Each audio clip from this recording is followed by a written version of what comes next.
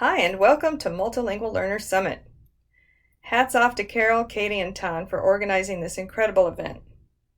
My name's Alicia Owen, and I'm so happy to be here today to share about reaching the high bar and making sure that our multilingual learners, or MLs as we call them, are set up for success in their honors level classes. As an international educator, I've had the good fortune of working with MLs from around the globe in the United States and overseas, most of whom were college-bound. Their success in honors coursework, including programs like AP and International Baccalaureate, or IB, is testament to the assets our students bring to the classroom and the ways they enrich our school communities. When we engineer our lessons to support MLs, they definitely can reach the high bar in terms of college and career readiness. Students are at the heart of everything we do, and it should always be our students before the curriculum, so I thought you might enjoy knowing what they have to say. The voices you see represented here are the voices of high school multilingual learners enrolled in IB classes. When asked about the challenges they face as multilingual learners in an academically rigorous program, these were some of the responses. I'll give you a moment to skim them.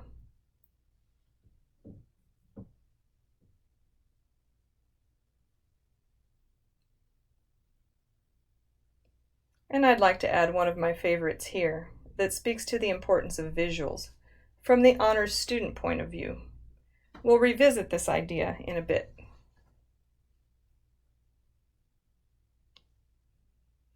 In addition to centering student voices in our session, I'd like to wipe out some assumptions that sometimes cloud our judgment when we're thinking about MLs in honors level classes.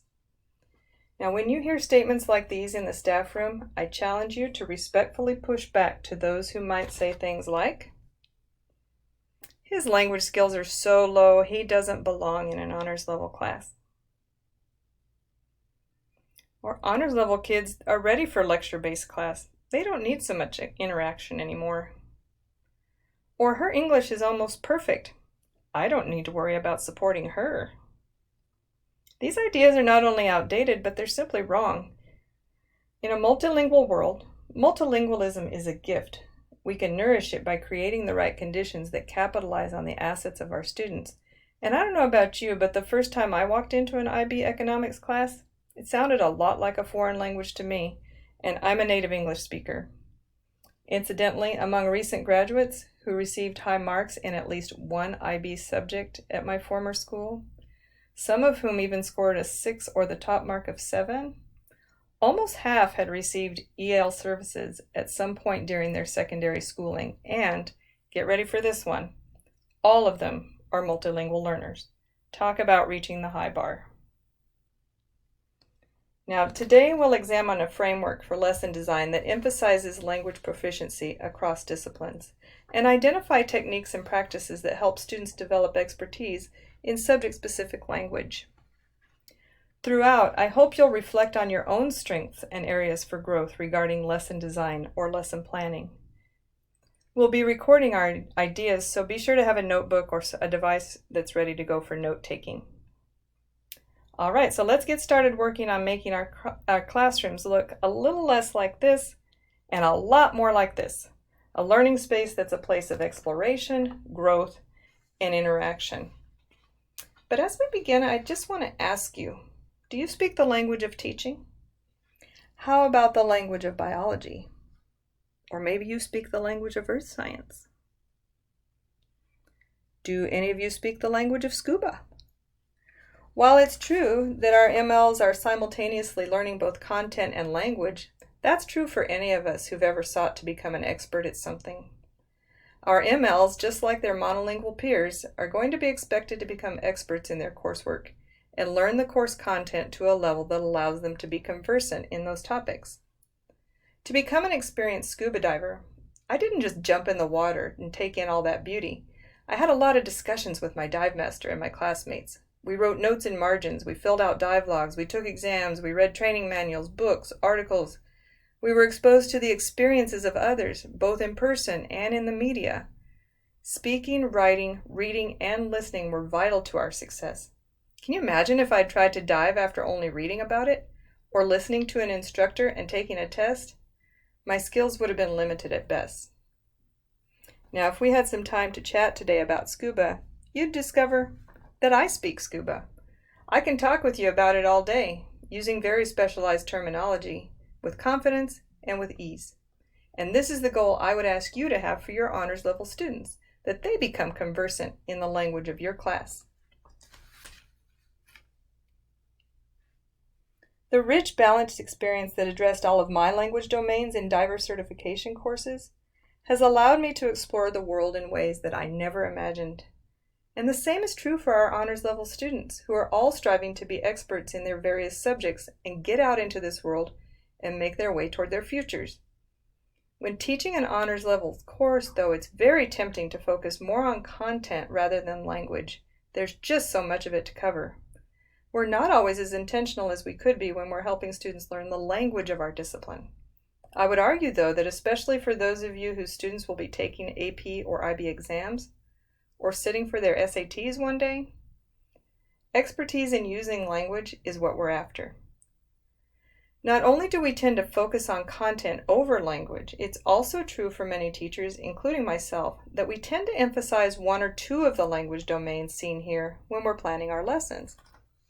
Which language domains do you typically emphasize during a week of lessons? Do you plan mostly reading and writing activities?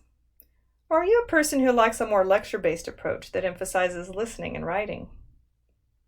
Whatever the case may be, we want to take the first step toward meeting the needs of our MLs by engineering lessons that promote language development in all 4 areas equally. Our lessons need to provide a healthy balance of speaking and writing practice, which are our productive language domains, and reading and listening practice, or the receptive language domains. This makes up the first part of our framework. But I'm going to add an I right here in the middle as a reminder that students need frequent opportunities for intentional interaction as they process ideas, solidify their learning, and become conversant in their languages: the language of music class, the language of health and PE, the language of earth science, and so on. The acronym SWIRL becomes a perfect reminder for how to structure our lessons. When we swirl our lessons, we move our students away from a traditional classroom experience to one that's characterized by academic conversations and the use of higher-level thinking skills. Students who've spent time in classrooms where knowledge and skills are built collaboratively are going to be more capable of demonstrating their knowledge when the time comes, especially on any high-stakes exams. Now, while excessive talking and chattiness can get in the way of learning, this is not the same as carefully planned interactions or academic conversations. An interactive academic space affords so many benefits to our students, as you can see here. So even if you're a teacher who prefers little or no interaction between students during our lessons, it's important for their development that we build it into the lessons. Student-to-student interaction is not negotiable. Feeding students a steady diet of content without giving them the language that goes with it is going to leave them ill-equipped and possibly unable to reach their goals. Now, planning for interaction doesn't come naturally to everyone, so I want to offer 4 intentional choices of what I'd call the interaction essentials. If you're new to planning interactive lessons, try on one idea at a time and build from there. The essentials are easy to implement, and they go a long way toward creating a dynamic classroom where students are routinely using academic language, not just hearing or reading about it, and where the students are doing more of the talking than the teacher, which means they're also doing more of the learning. Now, first, we want to make sure we're providing sentence stems and frames and taking them away when we need to, but we want to scaffold writing and speaking. We'll see more on this later. Students know when they know what to say or what to write, they're more likely to participate. Next, intentionally group our students for specific purposes and keep the groupings flexible. Next, we'll think about ways to incorporate movement into our lessons. This keeps engagement high, keeps energy flowing through the room, and very importantly, expands the number of students any individual interacts with. And lastly, try to identify some points in lessons where translanguaging might be used to encourage your students to interact in their first language, particularly when they're doing things like brainstorming or processing new learning. Now, we could do a standalone workshop for any of these areas, but that's beyond our scope for today, so I'll leave it at that. However, if you'd like more information on any of these topics, there are tons of resources online, and you absolutely can reach out directly to me with your questions about how to make your classroom a more interactive, collaborative space. With student-to-student interaction at the center of our thinking, I'd like to dive a little bit deeper into some specific strategies and ideas that have helped me in my work with my MLs in their honors level courses, and in working with their teachers to meet the needs of the students in rigorous programs like AP and IB. We're going to start with speaking, and if you're taking notes, which I hope you are, we're going to go in swirl order: speaking, writing, reading, listening, and I'll give 3 strategies or considerations for each one. That's just the tip of the iceberg, but of course you can always contact me, as I mentioned. Now, to get our MLs speaking, be sure to include activities for vocabulary, like link the lists, which are a great way to change the register or formality of classroom talk and move it away from being simply conversational. In Link the List, unit words are written in 2 columns. Students take turns choosing one word from each column and then verbally linking them. You can see from the example sentences on the right that my students were practicing using the frame blank and blank are connected because blank. This activity not only helps students learn the meaning of the terms, but gives them an opportunity to practice producing academic language using a formal register, which is something they typically only do at school. And we can also teach our MLs talk moves to use in academic conversations. There are lots of simple, ready-made options, and I find these helpful for students who are learning how to participate in an academic discussion. But we also want to develop sentence stems and frames that are very specific to our courses and activities. Here are a couple of examples that were co-generated by me and the students, which I strongly encourage. When students help develop the sentence frames, they're empowered to try academic phrasings on their own, and actually they kind of get a kick out of sounding professional and smart, as they say. We've had an example of supporting our MLs at the level of words and an example of supporting them at the sentence level, but remember, we also want to make room for lots of opportunities for more extended discourse. Pitch the plan is a perfect way to do this during the pre-writing phase of writing, when students are gathering information and organizing their thoughts. In this case, students are planning how they wish to showcase their knowledge of the benefits of being bilingual in their choice of a narrative or an expository piece. After noting their ideas on portable whiteboards, we move around the room, listening to each other as students pitch their plan. It's a low-stakes speaking activity with a pretty low affective filter, but it's a valuable one in terms of helping our students articulate their thoughts in a logical way, while using academic terms that they are not likely to use much outside of school. So while we do have them in class, we have to set up situations that help them master academic language during the school day. There's just no time to waste. Along with speaking, writing is our other productive language domain. Again, we'll start at the word level with a reminder that academic writing is guided by a long but finite list of command terms that inform students specifically how a written response must be constructed.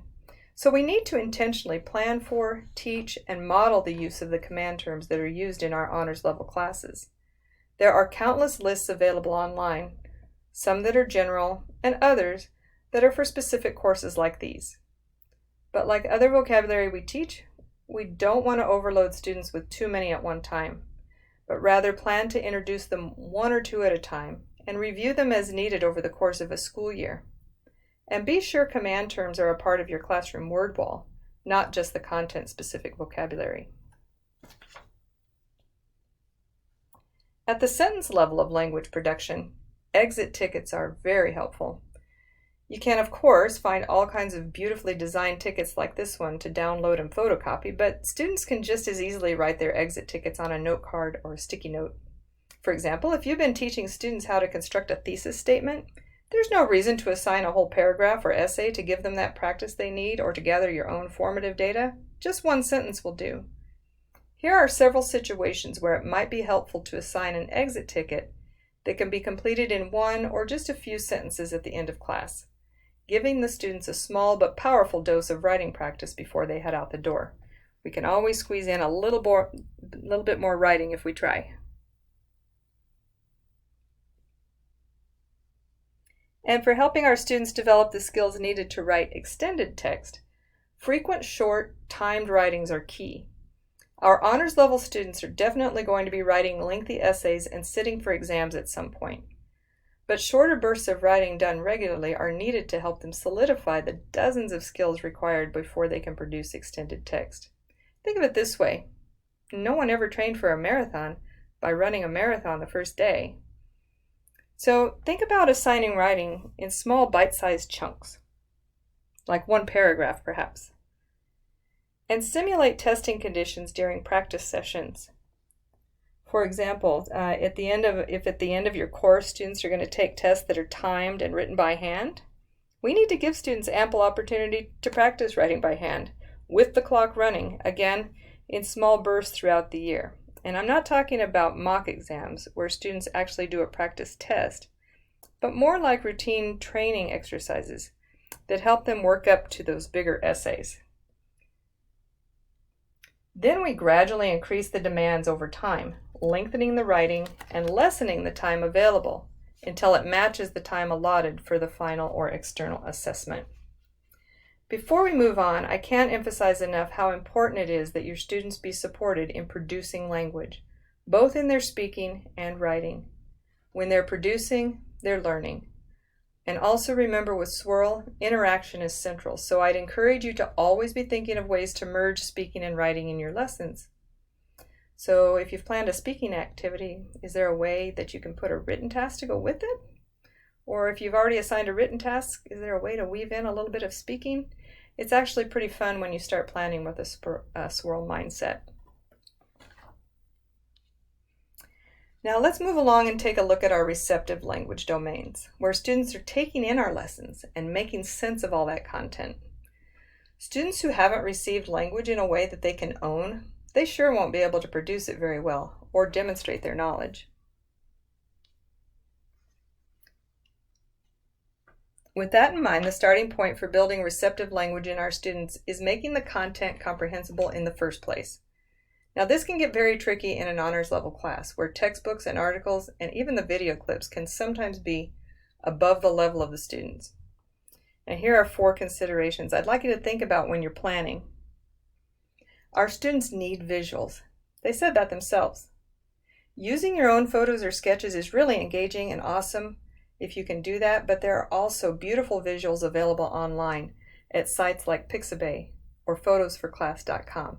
I know I'm only giving you a couple of examples of each, but there are plenty of resources out there. If you can't find them yourself, please just ask.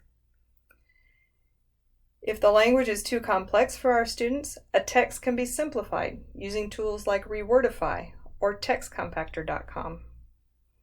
If we need to choose text written at multiple levels, we've got options there like Newsela or Newsela, depending on how you call it, and readworks.org. And don't forget to use those tools that some of our schools have already provided through their software licensing. Encyclopedias like Britannica and WorldBook offer multi-leveled articles that can be translated into dozens of languages. Immersive Reader, which is part of the Microsoft suite of tools, allows students to highlight, tag parts of speech, and so on. And all of these resources mentioned have the benefit of audio, so your students can hear text read aloud as they follow along.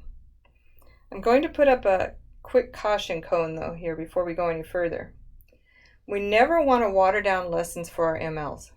Make sure we're sticking to grade level standards and those reading assignments are appropriate for the age of our students.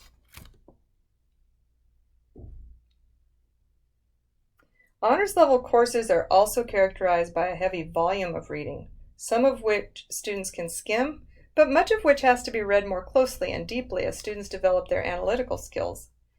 One of the most valuable practices I ever implemented has been using intentional systems for close reading and annotating, like Beers and Probst's signposts in their book Reading Nonfiction.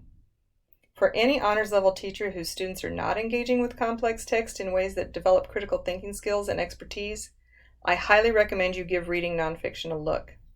Though we can't do the author's work justice in this short meeting, please remember I and so many others, including these authors, are just a tweet away. As our students engage with reading, of course, we will want their comprehension to be high. So after all, we want them to be experts at something. But be sure to plan many low-stakes opportunities for students to retrieve what they've read from their memory.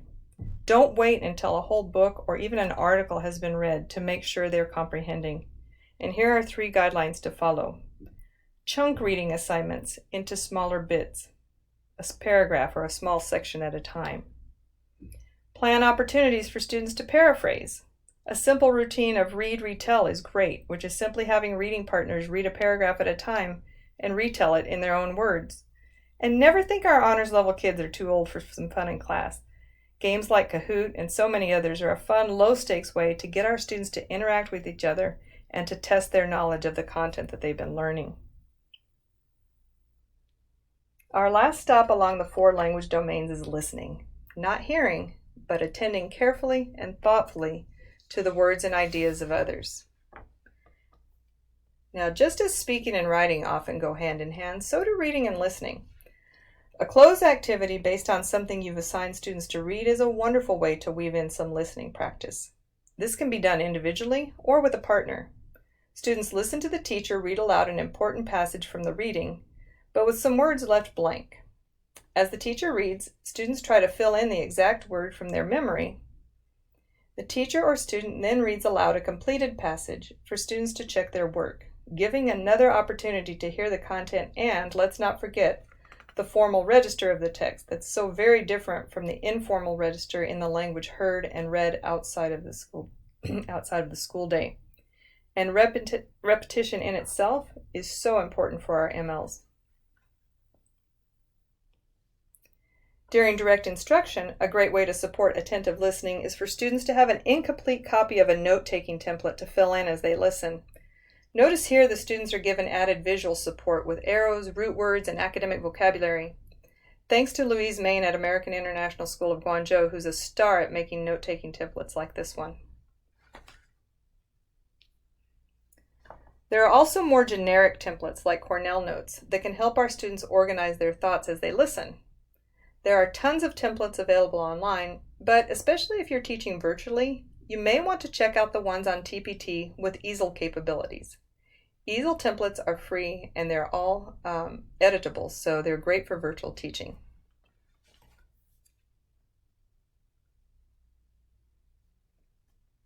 And effective listening activities also include listen-fors, or targets for what we want the students to pay attention to. Now, we can state our listen-fors verbally, but please also consider how you might amplify the listen-fors a little bit by adding in a low-stakes written component. One of my favorites is a 4-corner chart. They're clear and specific for students, yet easy for me to create. Students can write sentences, bullet points, or even illustrations in the boxes as they listen, and they can write in any language. And I also try to make one of the boxes more open-ended, like the one at the bottom right. Listen-fors are useful in so many situations. Here are just some you can consider. Where might you plan a listen-for?